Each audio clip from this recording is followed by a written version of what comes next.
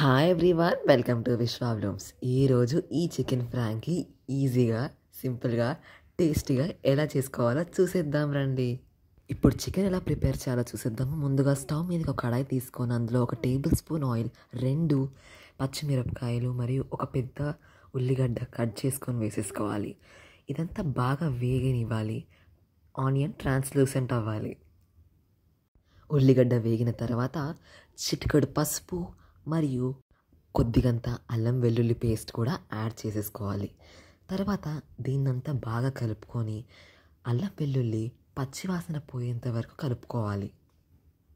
ఆ తర్వాత చిటికెడు గరం మసాలా, దాంతోపాటు ధనియాల పొడి వేసుకొని బాగా కలుపుకోండి.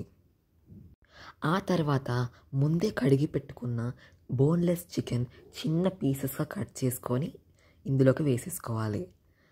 ఇప్పుడు చికెన్ని మరియు మసాలా గ్రేవీని మంచిగా కలుపుకోవాలి. కలుపుతూనే ఉండండి. చికెన్లో నుంచి నీరు ఆవిరయ్యేంత వరకు బాగా కలిపిన తర్వాత ఏం చేయాలంటే రుచికి సరిపడా ఉప్పు వేసుకొని తర్వాత కావాల్సినంత కారం కూడా వేసేసుకోండి.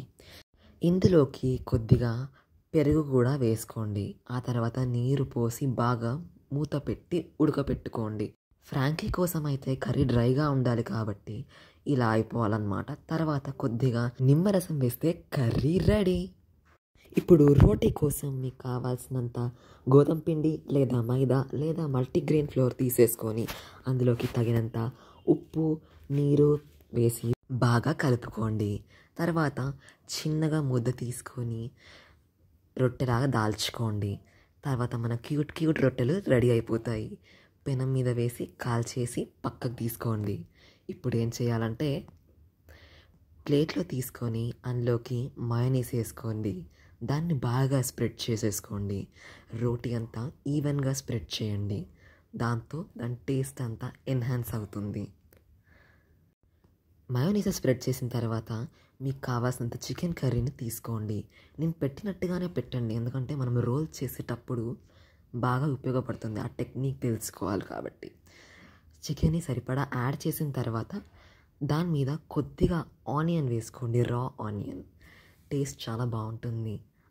తర్వాత ఏం చేయాలంటే కొద్దిగా టమాటో కెచప్ వేసుకోండి. లైట్గా వేయండి, చాలా బాగుంటుంది. ఆ తర్వాత వీడియోలో చూపిస్తున్నట్టుగా రోటీని కరెక్ట్గా ర్యాప్ చేసేసుకోండి. ఇలా రోల్ చేసినట్లయితే కింద నుంచి కర్రీకి పడిపోదన్నమాట. రోల్ చేసిన తర్వాత అల్యూమినియం ఫాయిల్ అయినా లేకపోతే బటర్ పేపర్ తీసుకొనైనా మీరు దాన్ని ర్యాప్ చేయొచ్చు, లేకపోతే అలానే తినేయచ్చు. సో నచ్చిందా? మరి మీరు కూడా ట్రై చేస్తారా? ఈ రెసిపీ చాలా టేస్టీగా ఉంటుంది.